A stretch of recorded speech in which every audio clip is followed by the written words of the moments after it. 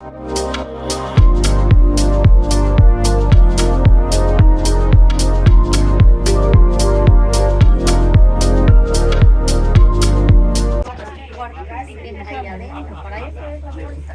que no le des a nadie a detener. No, just fold it like this. And how much are we doing? Good. My But goodness. the business. I'm gonna scoot over. Back here. You're gonna have fun. Alright. It'll be a good one. Yeah. Have a good one. All right. No. All right. Right, just have some fun. Alrighty, good afternoon, y'all. Welcome aboard the Old Town Trolley. Can everybody hear me all right back there? Excellent. All the way in the back, can y'all hear me in the third trolley? No? Not so much? Let me try another one. Thank you, sir. How's that? Does that sound any better?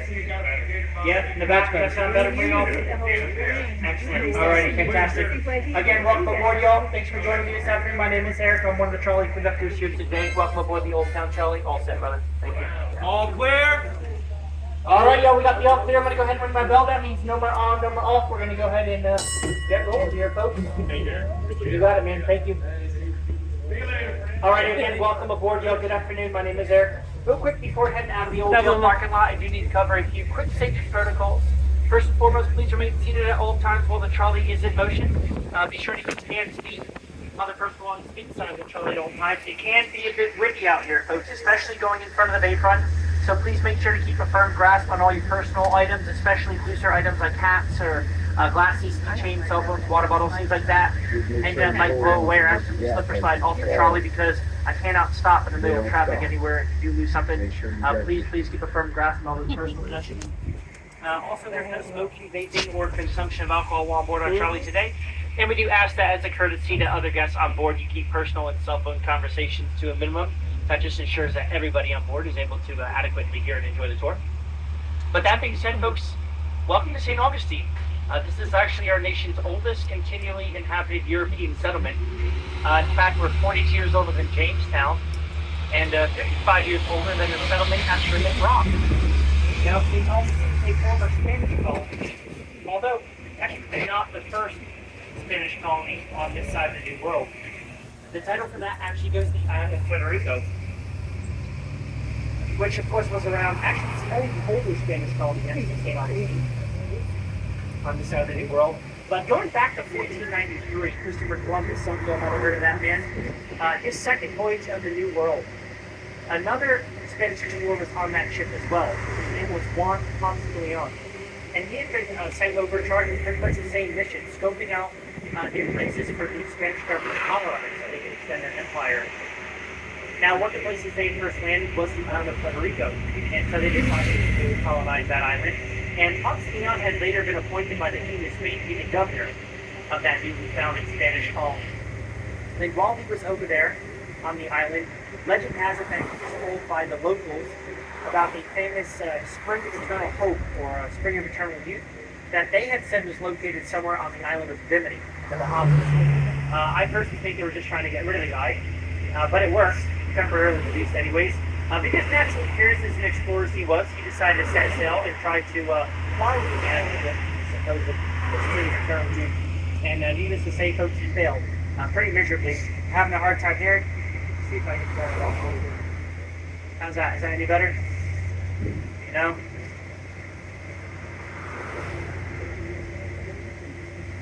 How's that? Any better? A little better? Excellent. Alrighty, y'all. Sorry about that. So like I was saying, Ponce de Leon, he had set sail to try to find the island of Bimini, and needless to say, failed pretty miserably. He missed the island altogether by some, 500 miles or so, and instead landed on what we now know to be the state of Florida. And he landed here on Easter Sunday that year, March 27, 1513. So he had decided to name the land after the Spanish festival or celebration of Easter, which is known as Pascua de la Florida. And that's how we come to have the state's name. Now, although he did land here back in 1513, he was actually unsuccessful in establishing any kind of settlement or colony or city or anything for that matter. And that was simply because he wasn't prepared to do so. He did not have the manpower or supplies necessary for something like that, because he was here purely incidentally after all. And so, in fact, it wouldn't be for another 50 years that around half a dozen Spanish missions before the city of St. Augustine was properly founded and settled, and thus become the first Spanish city within the continental United States. Now, that was successfully done on September 8, 1565, with the arrival of yet another Spanish explorer. His name was Pedro Menendez de Aviles. And he had come over at the behest of King Philip of Spain after catching wind of an earlier group of French colonists known as the Huguenots. They were French Protestants. They'd come over about 1563, 1564, made a small colony for themselves just north of here, what we now consider to be present-day Jacksonville. They called it Fort Caroline.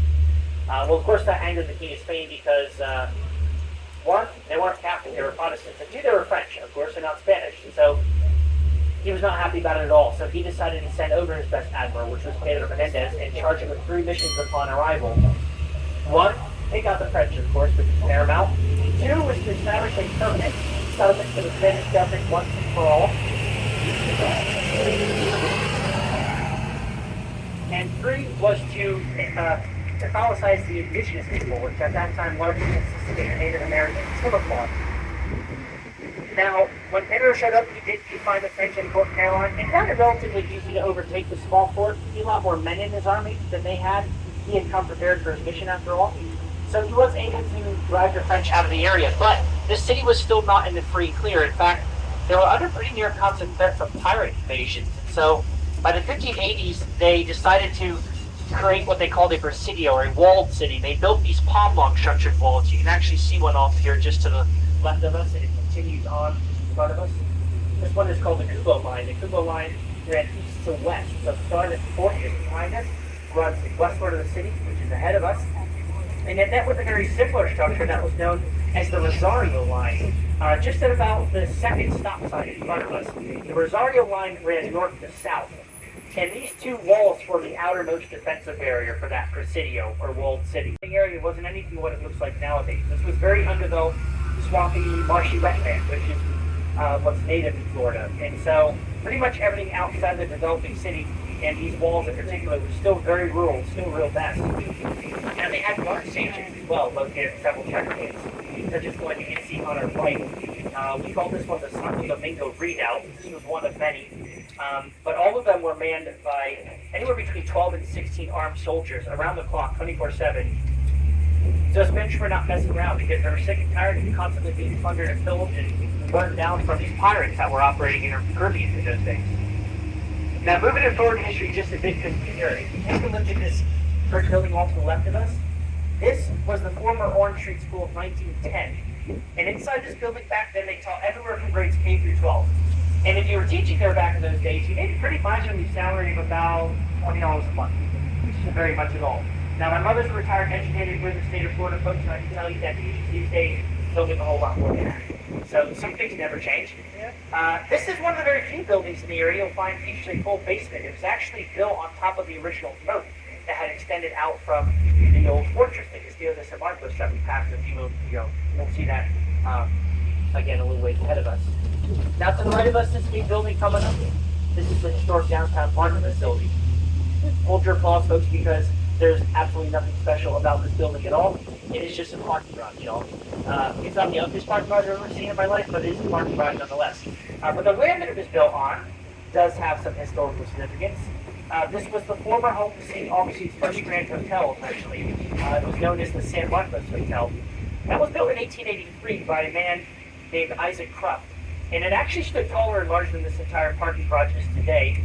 In fact, it was 5 stories tall, had an additional 3 towers that rose about another 3 or 4 stories high. It was said that they could be seen nearly 16 miles out to sea.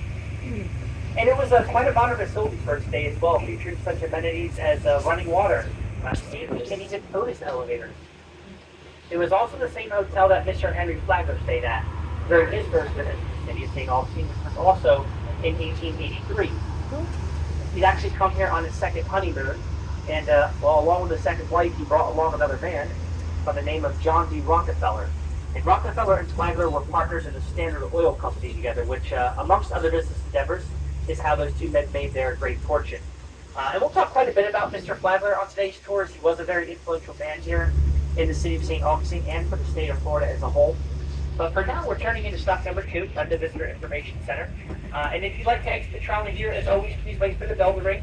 You can then safely exit to your left-hand side, going down backwards, just like climbing down a ladder.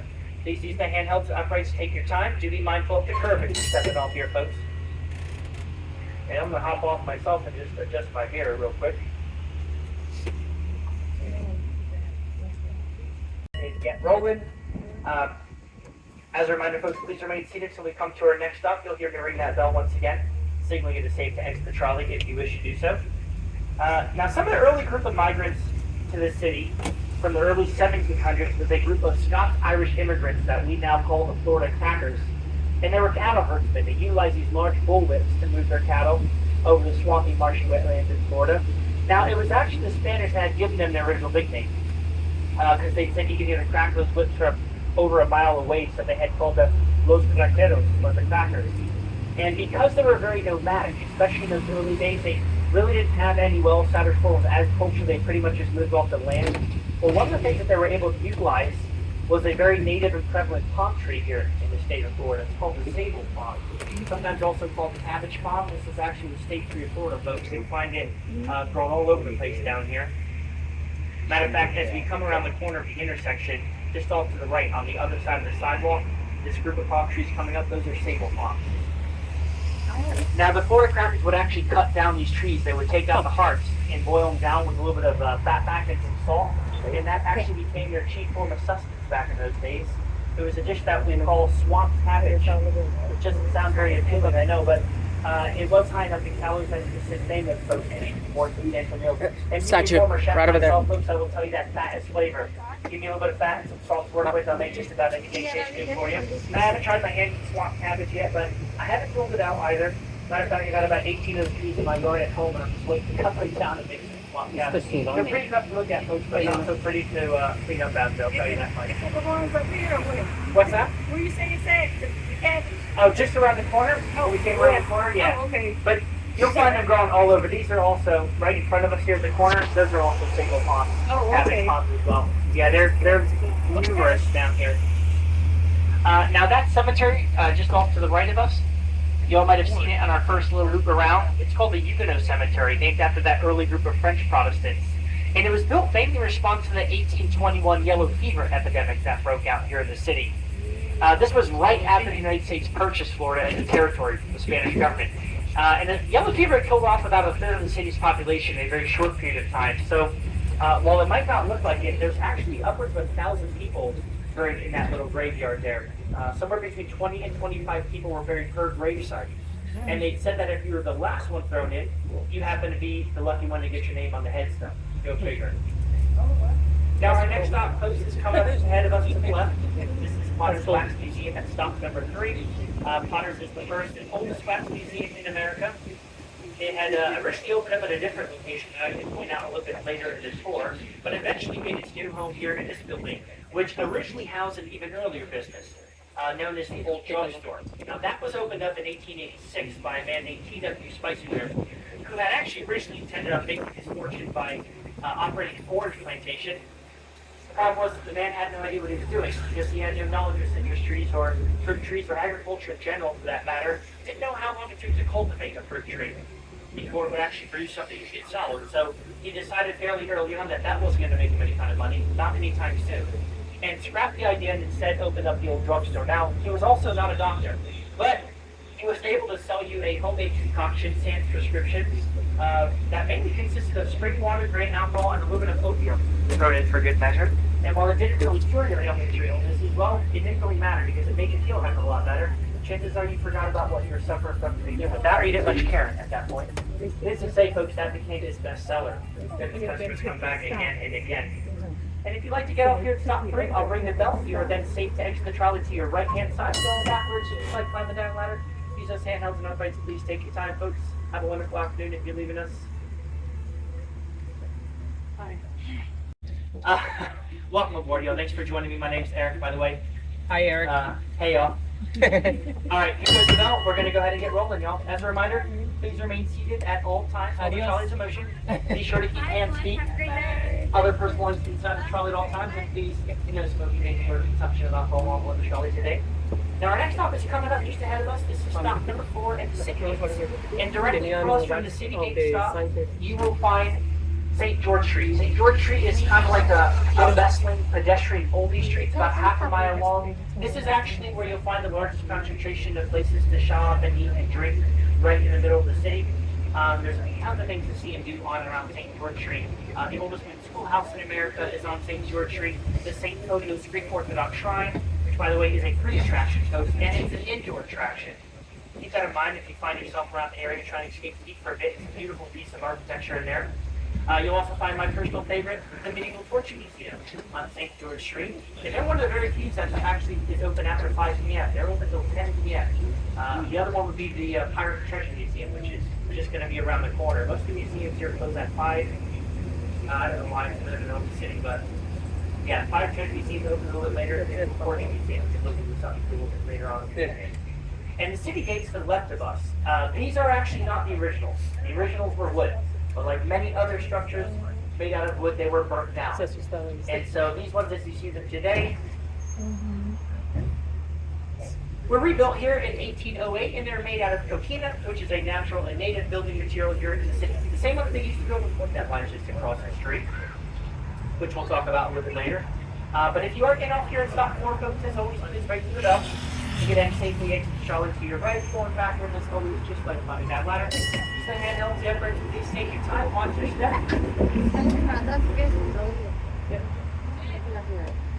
And be mindful of the curve as well. I don't want to block you, y'all. And if you're just joining us, y'all, good afternoon and welcome aboard. Watch your steps coming up onto the trolley. It's hot today. Yes, it is. We're on there right now. Joining us.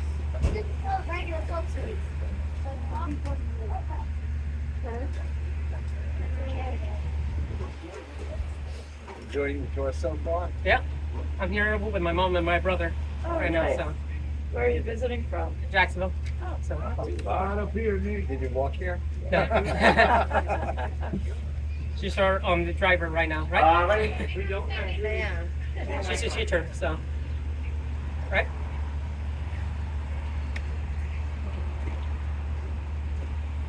Alrighty, welcome aboard, folks.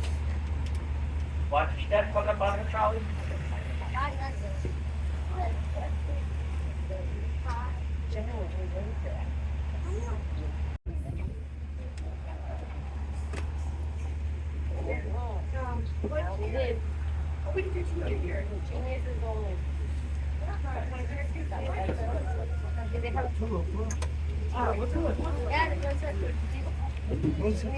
Hello.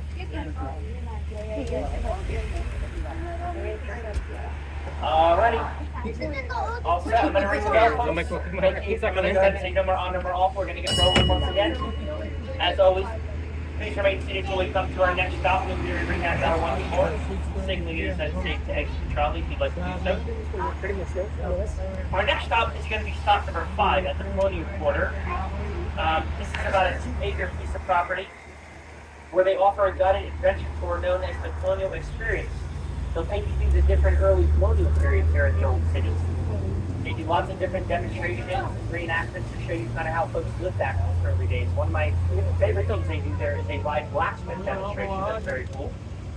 They also shoot off a cannon. Minus the cannonball, of course, without the safe, although it probably would be pretty fun. Pretty much. Now, just up ahead to the right of the traffic signal is the Pirate and Treasure Museum. This is the one I was mentioning a few moments ago. They're open until 7 p.m. A little bit later than most of the other museums in town. This is a really cool museum, folks. It's a great museum for the whole family. There's over 800 authentic pirate and treasure artifacts in this museum.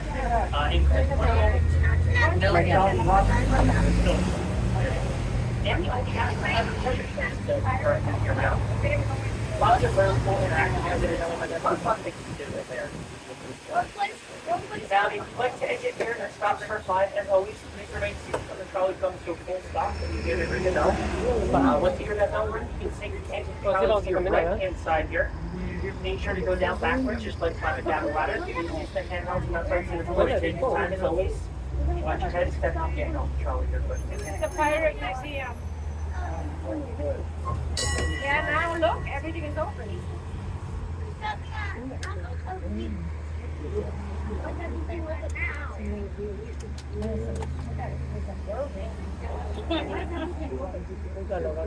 Are you looking to board the trolley, folks? Alrighty, if you're not able to find a seat, I'll go ahead and let dispatch know. We'll get another trolley out here as soon as possible, okay?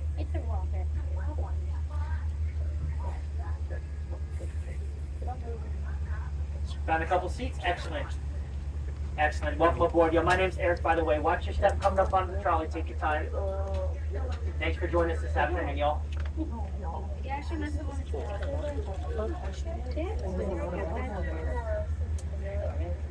Alrighty, perfect. Thank you, sir. Alright, y'all. I'm going to go ahead and recap that once again. Number on. We're going to get rolling here.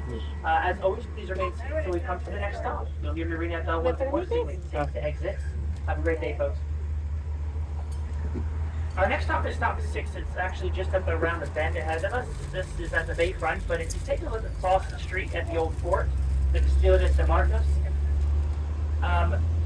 this is a very old fort, over 300 years old, but it is actually not the original fort built here at St. Augustine. Far from it. In fact, this was actually the 10th fort built here.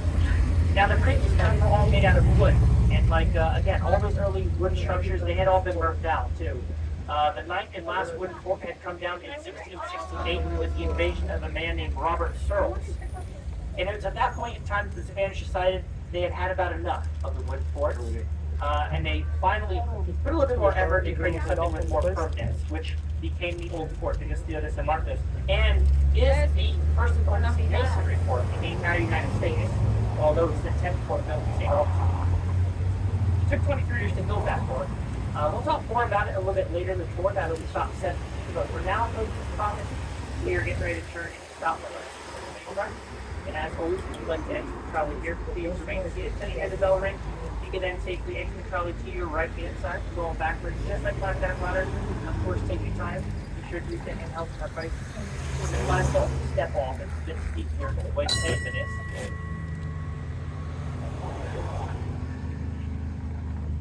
Alrighty, have a great day, y'all.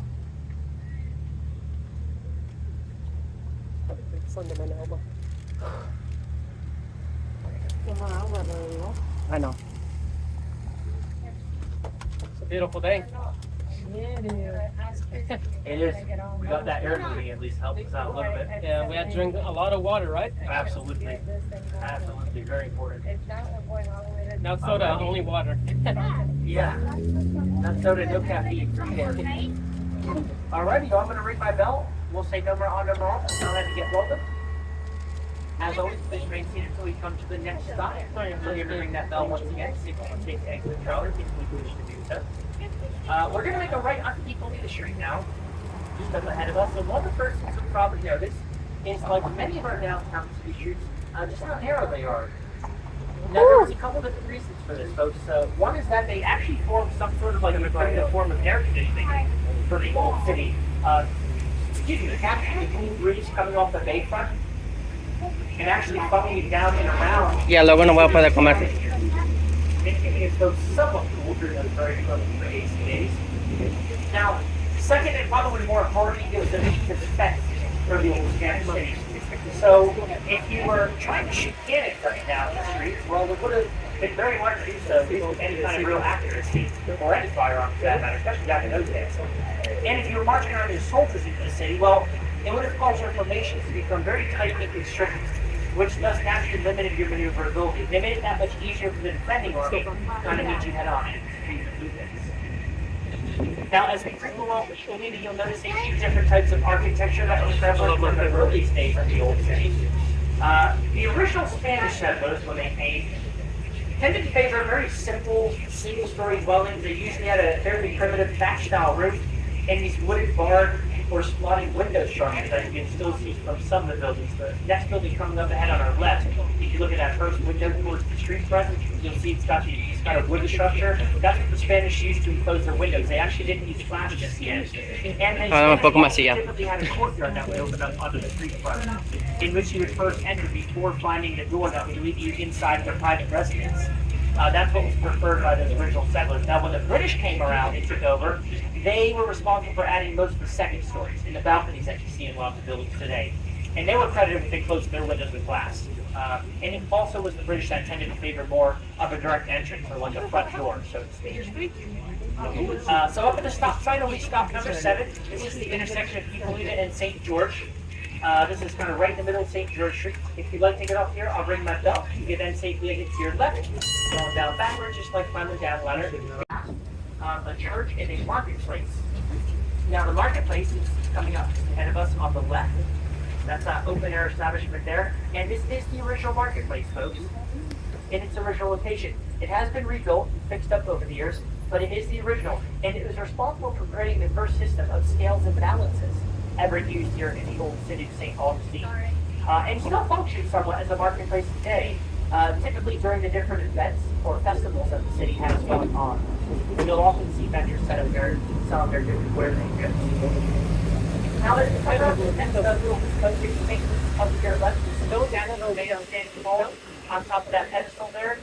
That is a statue of Mr. Ponce de Leon, the man that came to Florida, or, well, incidentally, he landed in Florida back in 1513. And he's pointing at something seemingly very important, folks, and I'll be honest, I really haven't a clue what it is. Well, I kind of have a clue, but I'm not really certain. People have different ideas. Some people think it's pointing to the famous Spring of Eternity, which is a couple miles down San Marcos. Some people say he's pointing to the Great Cross, which is at stop number 20 at the mission grounds. Some people say he's pointing to Spain, which is one I heard recently, actually, because a gentleman that I had on board actually pulled up the map, and he said if you trace the direction, eventually it'll lead you to relatively where Spain is on the map. So I really don't know for sure, folks, but what I can tell you for sure is that is a life-size scale replica of Ponce de Leon. Believe it or not, the man stood only 4 feet 11 inches tall. Yes, that's right. He was a short man, but a very important one nonetheless, folks. Let's stop 14 at the Cathedral of Silica.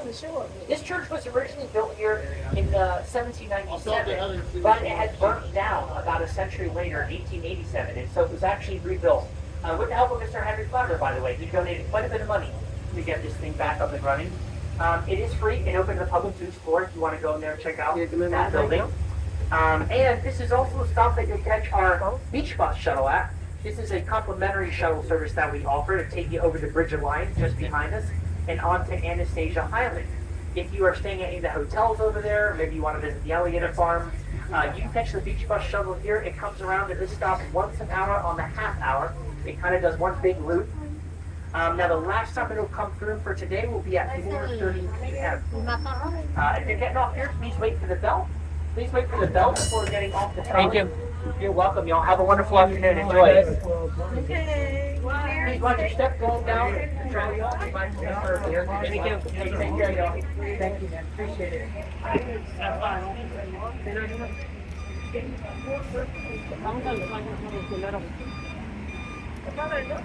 St. George Streets. Got to work almost immediately building this church. Her infant daughter also tragically passed away just a few hours after childbirth on that same train ride down. And as a result, they are both now buried inside of this church, along with Mr. Henry Flagler himself and his first wife, Mary Constance Flagler. So actually, all 4 of them are now interred inside of in that church there. They do offer guided tours, but unfortunately only one day a week on Fridays. I think it's from like 11 to 3:30 p.m. But if you find yourself back in the city, especially if you live nearby and you haven't gone inside that church, it's beautiful in there. Just as beautiful inside as it is on the outside, folks. This is stop 8. If you'd like to get off here, you're welcome to exit to your right-hand side. As always, please go down backwards like climb down ladder. Watch your head instead. Alrighty, no takers, no joiners. Number on, number on. Alrighty, y'all. I'll go ahead and ring the bell. We'll carry on with our tour then. Very As beautiful, always, eh? kids remain seated, so we come to the next stop. You'll hear me ring the bell once more. Usually when we get safe to exit the trolley, should you wish to do so at that time. Making a left onto Valencia Street, we're going to be coming up around to our college, Lifer College. This is a private 4-year college here in St. Augustine. What? It caters mostly to the large degrees, although before this was over the college, No, solo this no, was digo. actually home to Henry Estoy teniendo tuyo Fable's más. first grand hotels. It was known as the Ponce de Leon Hotel, and it was built between 1886 and 1888. It was quite a modern facility too. This college is one of the most haunted in America. This is one of the most haunted colleges in America. This building actually featured full electricity codes 5 years before the White House building had it. Built in Believe it or not, 1891. It was installed by none other than Thomas Edison himself, who, of course, was a personal friend of Henry Flagler's. He brought down about 12 of his namesake Edison generators, and with those, was able to successfully install and run electricity to every single room in this hotel building. So every guest actually had electricity in their own private rooms. It wasn't just in common areas, or like the dining hall, or the lobby. Now, such a modern amenity came at a very steep price back in those days. If you were staying at the Ponce de Leon Hotel, it would cost you a whopping $9,000. Now, that was all inclusive of the entire season. By the way, this was a seasonally operating hotel. It only functioned actually during the winter months, so around the beginning of January to like early springtime, about April or so. So the $9,000 was the whole season, and it didn't matter if you were only planning on staying 2 days or 2 weeks. $9,000 was the asking price. That's what you paid if you wanted to secure a room inside of Henry Flagler's hotels. But like I said, it didn't include the whole season, so about 3 months or so. It included all your dining, you know, and all your basic amenities and stuff. But to put that into perspective, folks, $9,000 is a lot of money nowadays. But $9,000 then, equating in today's currency, is over $300,000. So you're talking about $100,000 a month to stay at that hotel. Which, as you can imagine, pretty much unattainable to anybody outside of those 1%ers of the time. Certainly not to a lowly trolley driver such as myself, I'll tell you that much. But that was Henry Flagler's idea, after all. He was building up this city for folks like him, very, very rich, wealthy, prominent, upper-class people. You know, government officials, monarchs, kings and queens coming from other countries that wanted to come and explore the area and see what St. Augustine had to offer. So that was kind of in line with his vision. Now, if you take a look coming up ahead to the right, towards the center of the building, you'll see this large kind of rounded protruding structure here.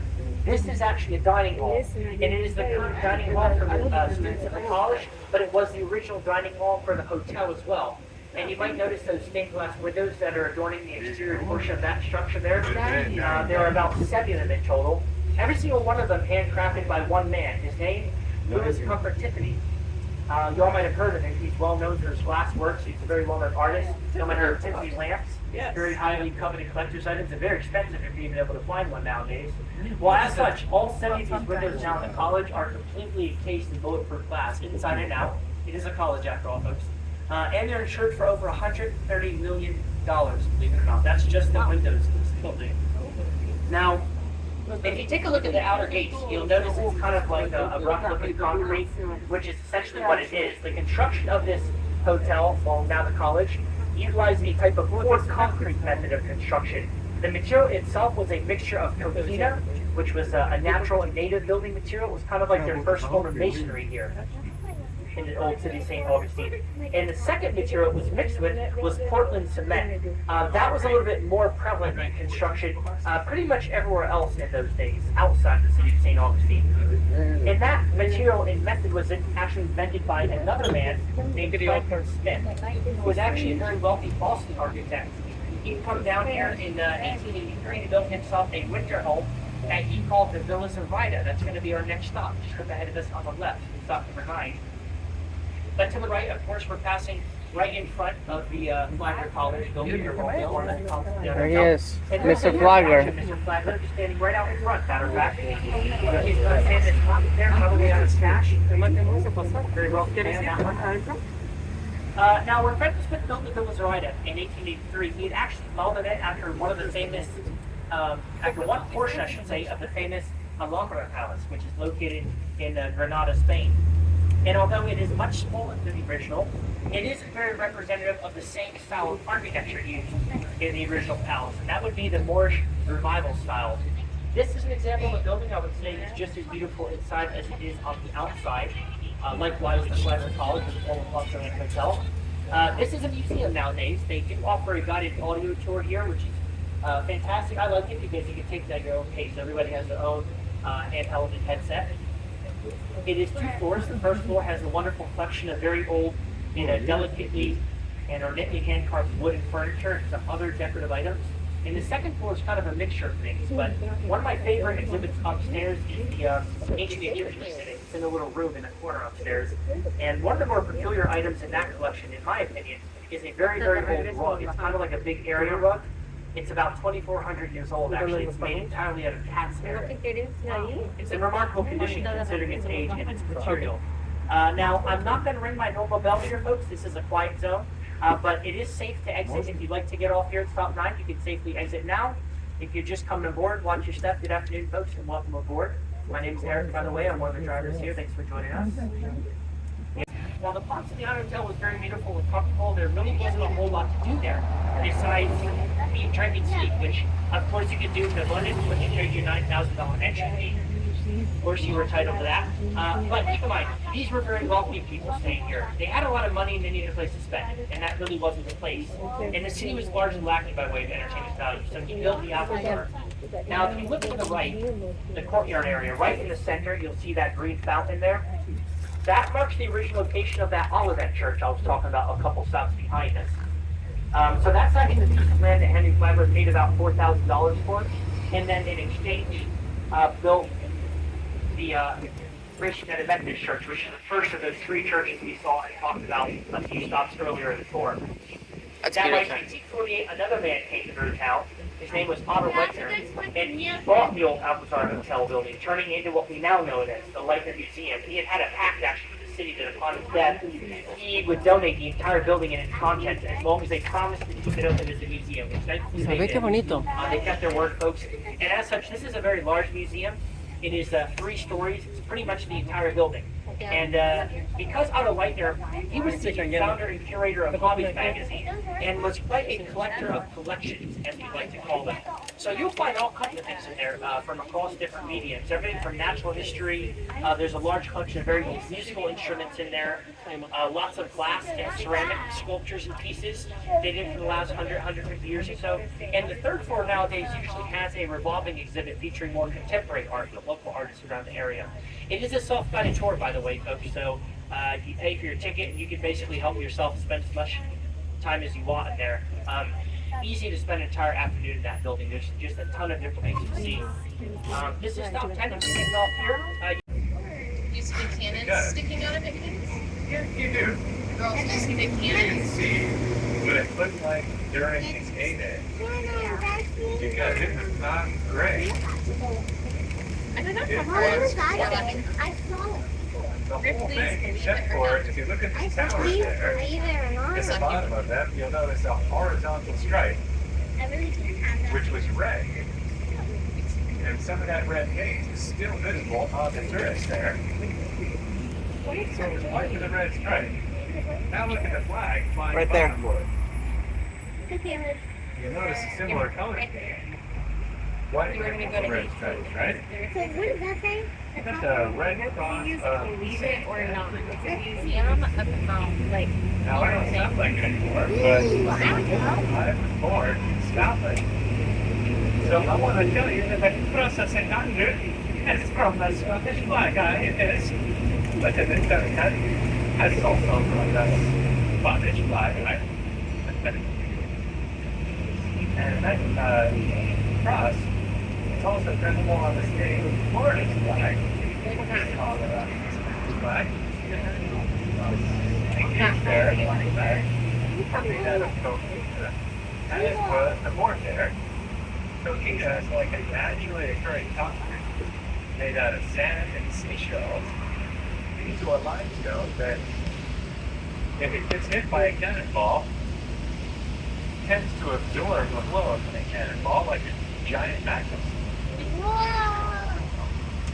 And the former Warden Castle is right there on our right, now believe it or not.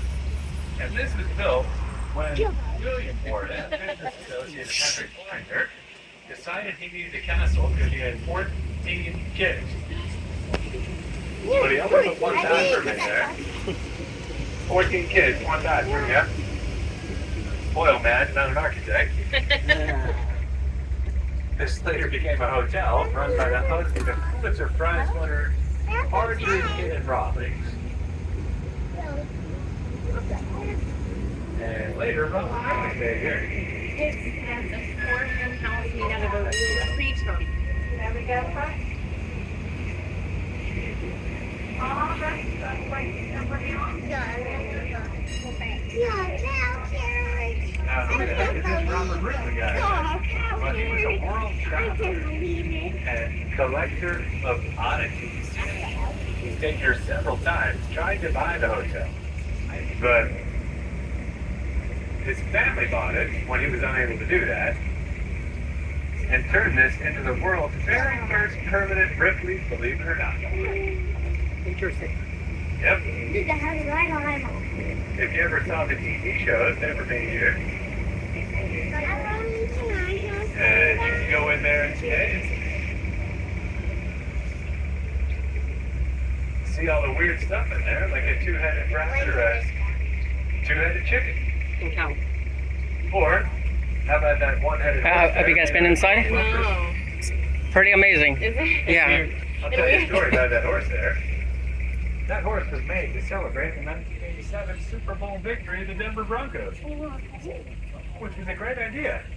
Oh, that's a real Except the 87 Broncos lost the Super Bowl because they are giants, and that is why that horse is living in a parking lot in Florida today. Yeah.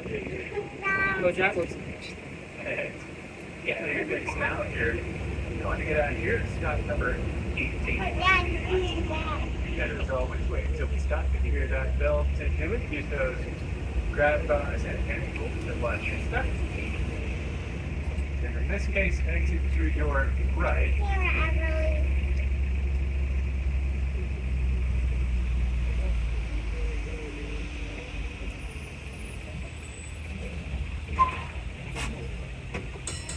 Better watch your step there and watch your act.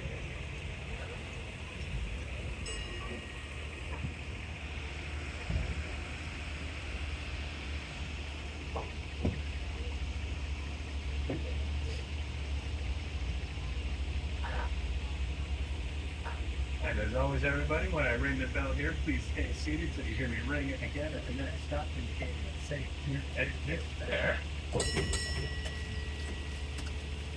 Like everybody sees that.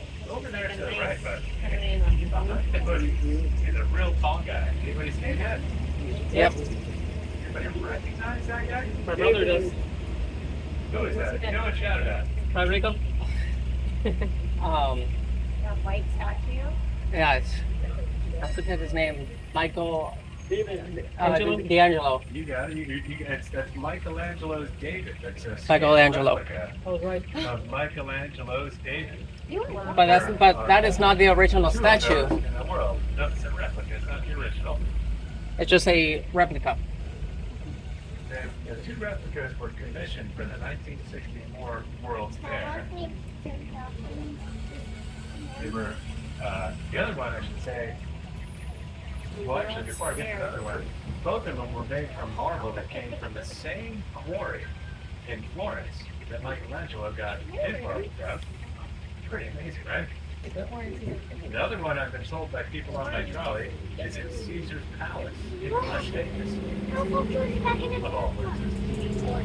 This one wasn't always here. He was here in St. Augustine, I should say, but he wasn't always there.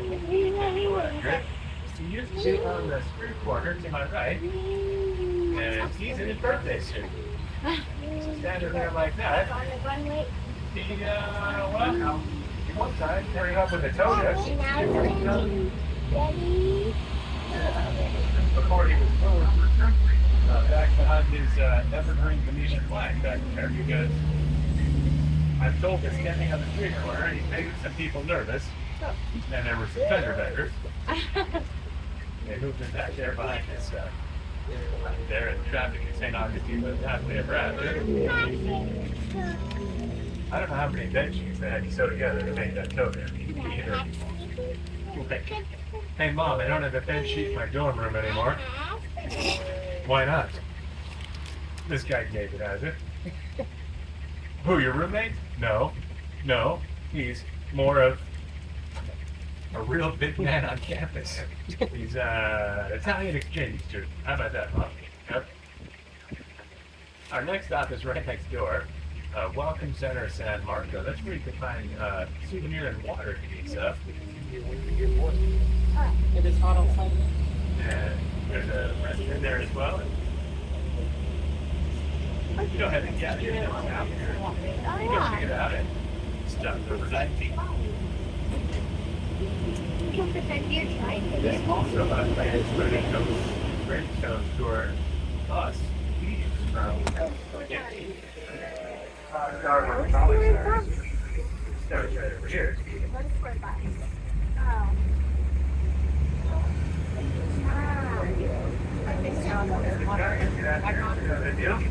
Go backwards like you're using a ladder, make your ground down here. Use those guys hard. We're gonna get off and get some water, and then we'll get on the floor. Right. Okay. So we're gonna go in there and buy some water. There's a wall there at the left. Okay. Go off backwards, like you're going down a ladder. Hi. Thank you, Trevor. Very, very well. Go down backwards, okay? Wow. I'll try to help you. She wants to I'm gonna go sit with my mom.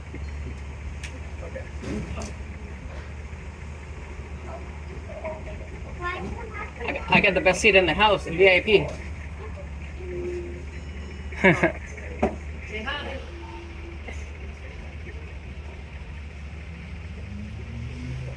Kasama.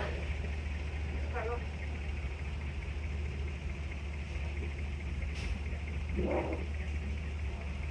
want to change seats? Kind of almost with it.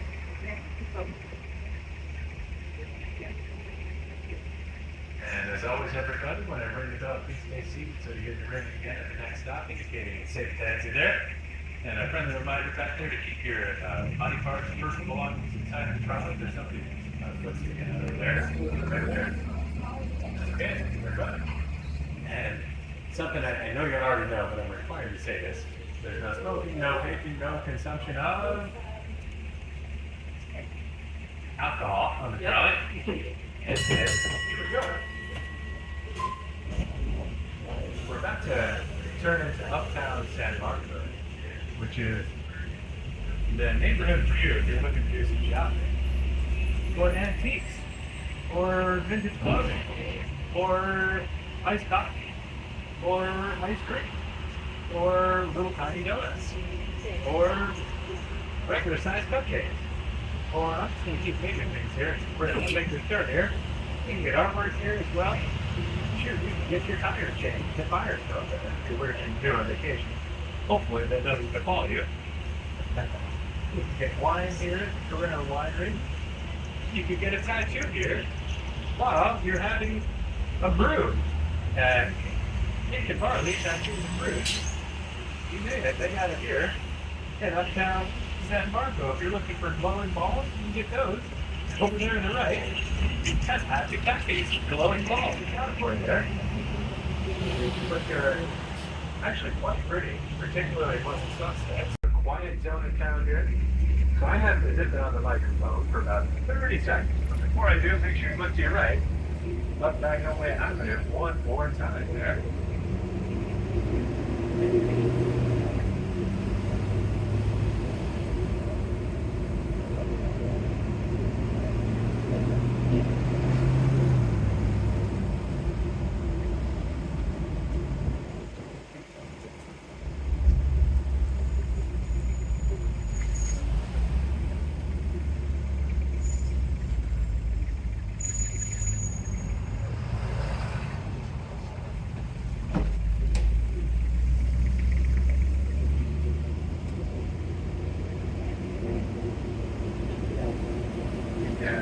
Once again, as I mentioned a moment ago, everybody, we are, I believe, going to be combining trolleys here. So if you'd like to continue on the tour, more than likely you're going to exit this trolley and just board the one directly in front of it. Again, please stand by for confirmation on that. I'm still waiting for confirmation myself. And go ahead and gather your things now. Just want to get out here and ready to go for this. And as always, wait until we stop and hear that bell. And in this case, exit to your left. As always, go backwards like you're moving left. I want you to step and watch your head there. please, do wait for that bell. Don't wait for information from the tower here. If you enjoyed my tour today, you can go on TripAdvisor or Facebook or Google reviews with a 5-star review. That actually gets me lunch. I appreciate a 5-star review as much as even the smallest gratuity. If you leave me that review, by the way, just make sure you use my name. That way my boss knows it's me.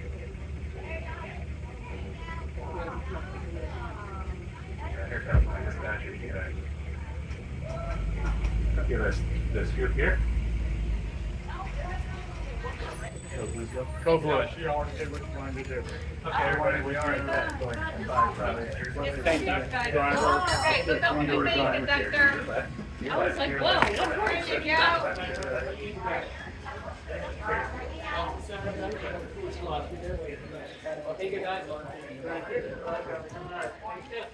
Mira.